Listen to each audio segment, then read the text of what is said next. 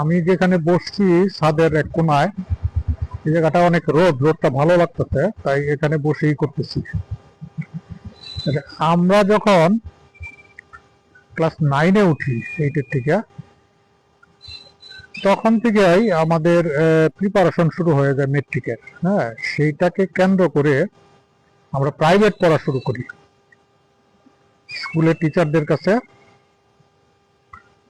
তো এই প্রাইভেট করতে গিয়ে আমরা প্রতিদিন প্রায় 3-4টা স্যারের কাছে আমরা প্রাইভেট পড়তাম, ফিজিক্স, কেমিস্ট্রি, ম্যাথ, হ্যাঁ, তারপরে আপনার এই ইংরেজি, হ্যাঁ, এরকম আমরা প্রাইভেট পড়তাম। ওই প্রাইভেট কেন্দ্রিক আমাদের বিভিন্ন গ্রুপ গড়ে ওঠে। গ্রুপ গড়ে উঠে বলতে আমরা একই সার্কেলের, কিন্তু দেখা যাচ্ছে যে আমরা যেই গ্রুপটা অঙ্ক স্যারের কাছে পড়তেছি সেই গ্রুপটা আবার ইংরেজি স্যারের কাছে পড়তেছি না, আরেকটা গ্রুপ, আবার আরেকটা গ্রুপ পড়তেছি ফিজিক্স স্যারের কাছে, এরকম আর কি। আমরা যেরকম ইংরেজি বাংলা দুইটা একসাথে পড়তাম হাফিজউদ্দিন স্যারের কাছে, জেলা স্কুলের হাফিজউদ্দিন স্যারকে তখনকার সময়ের সবাই আশা করি চিনেন। তারপরে আমরা ফিজিক্স পড়তাম মুজাফফর স্যারের কাছে। তারপরে অঙ্ক করতাম সিরাজ স্যারের কাছে।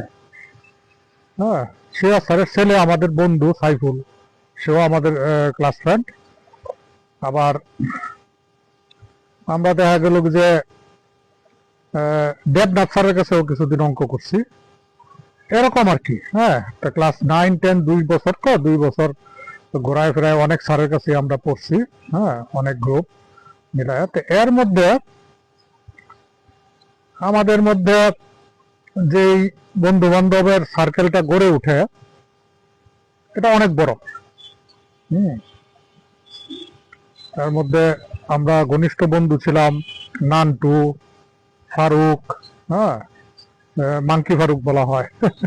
হ্যাঁ, তারপরে আমাদের এই স্কুল ফ্রেন্ডের বাইরেও একটা ফ্রেন্ড আমাদের সাথে সেই মেট্রিকের আগে থেকেই সম্পর্কিত। হ্যাঁ, ওর নাম হচ্ছে মাসুম, শিষ্য নামে সবাই চিনে। জেলা স্কুলের সব ফ্রেন্ডরাই তারে চিনে। হ্যাঁ, কারণ ও আমাদের সাথে যেটা মেট্রিক পরীক্ষার আগে থেকেই চলাচল করে।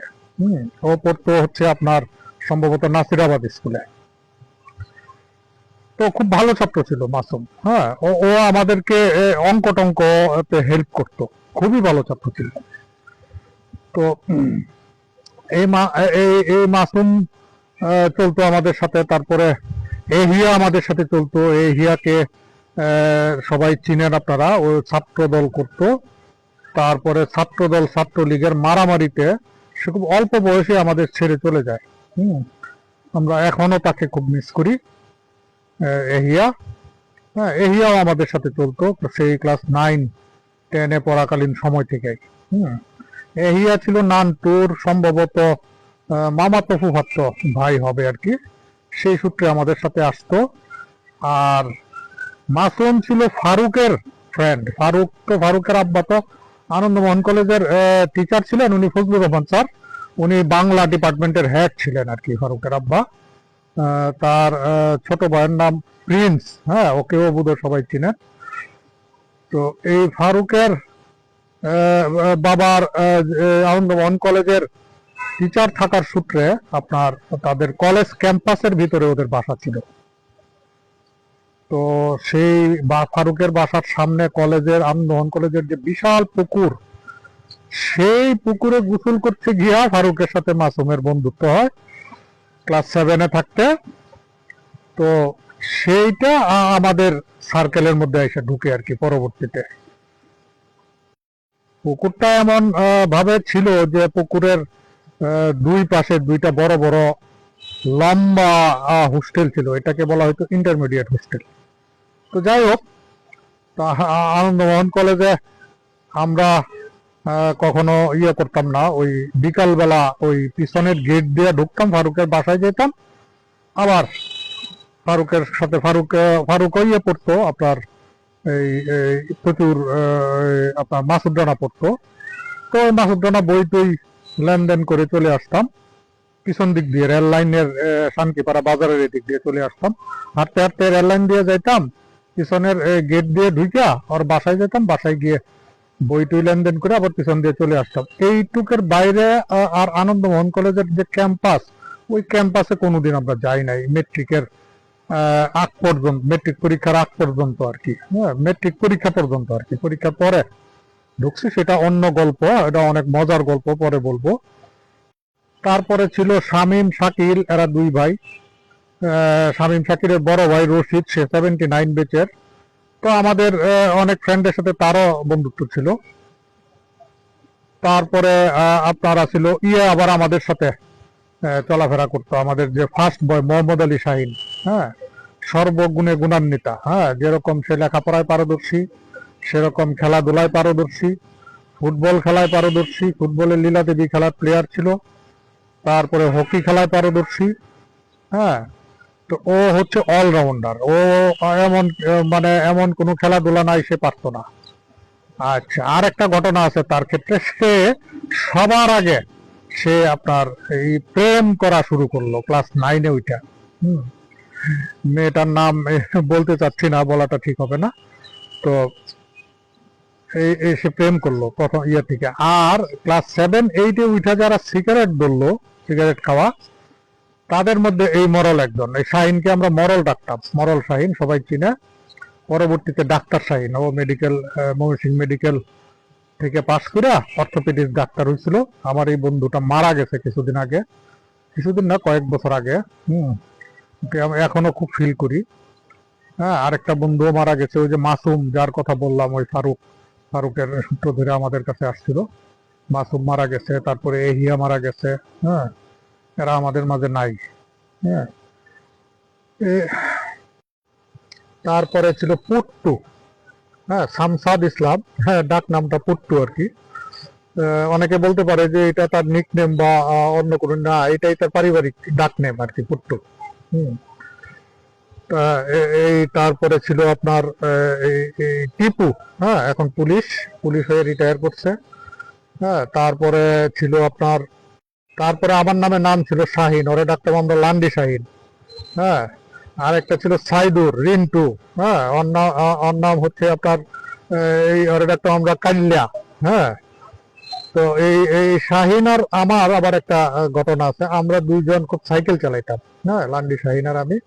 ওই পার্ক, কাশিজুলি, হ্যাঁ, তারপরে টাউন হল মোড়, এই আবার পার্ক, এইভাবে ঘুরতাম বিকালবেলা সাইকেল নিয়ে। হ্যাঁ, দুইজনে অনেক ঘুরছি। হ্যাঁ, তারপরে এই সাইদুর, রিন্টু, যে রিন্টুর বাসা ছিল অনেক দূরে, সেই ভেটেনারি সেন্টার, খাগডহর পার হয়ে ভেটেনারি সেন্টার, এইখানে ওর বাসা। ওখানে ওখানে একটা ভেটেনারি কলোনি ছিল, সেই কলোনিতে আমরা দল বেঁধে যেতাম পিকনিক করার জন্য, একদম সাইকেল সাইকেল সহ দল বেঁধে আমরা যেতাম। হ্যাঁ, তারপরে আবার ওই কাশিজুলি মোড়ের আমাদের আরেক ফ্রেন্ড ছিল জলিল। আর ছিল শামীম, তোতা শামীম। ও তোতা শামীমের একটা ইয়ে আছে, ওই এরা ফ্যামিলিটার একটা নাম আছে ভালো। তার বড় ভাই ছিল হজন, হজন গুন্ডা, ময়মনসিংহের খুব নাম করা। হজন গুন্ডা নামে সবাই চিনতো। হ্যাঁ, ওই সময় মধ্যবিত্ত ফ্যামিলির মধ্যে একটা ইয়ে ছিল, একটা প্রবণতা ছিল গুন্ডামি করা। হ্যাঁ, শহরের ভিতরে মাস্তানি, গুন্ডামি, হ্যাঁ, এইগুলি করা একটা কালচার ছিল মধ্যবিত্ত পরিবারের ভিতরে। হ্যাঁ, গুন্ডামিটা তখনও একদম ইয়ে লেভেলে যায় নাই। আপনার নিচু লেভেলে, প্রান্তিক লেভেলে যেটা বলি আমরা, বস্তি লেভেলে, ওখানে যায় নাই। এটা মধ্যবিত্তদের মধ্যে সীমাবদ্ধ ছিল। এবং এইটা পলিটিক্যাল গুন্ডামি। এরা যারা গুন্ডামিটা করতো, এরা আবার রাজনৈতিক দলের সাথে সম্পৃক্ত ছিল বিভিন্ন ধরনের। তো এই এই তুতা শামীমের এদের একটা বিখ্যাত ইয়ে আছে, একটা ব্র্যান্ড আছে ময়মনসিংহে, এটা হচ্ছে পাক মুসলিম হোটেল। হ্যাঁ, ওর বাবার এটা ছিল, ওদের পারিবারিক ব্যবসা ছিল এটা। হ্যাঁ, এটা ময়মনসিংহ শহরে একটা বিখ্যাত ব্র্যান্ড। তারপরে তো এরকম একটা বড় সার্কেল ছিল। তো সবাই তো ফ্রেন্ড। হ্যাঁ, সবাই তো ফ্রেন্ড, সবাই ঘনিষ্ঠ বন্ধু। কিন্তু একটা সার্কেল গড়ে উঠছিল, ওই যে যেটা বললাম আর কি, যে এই প্রাইভেট স্যারকে কেন্দ্র করে।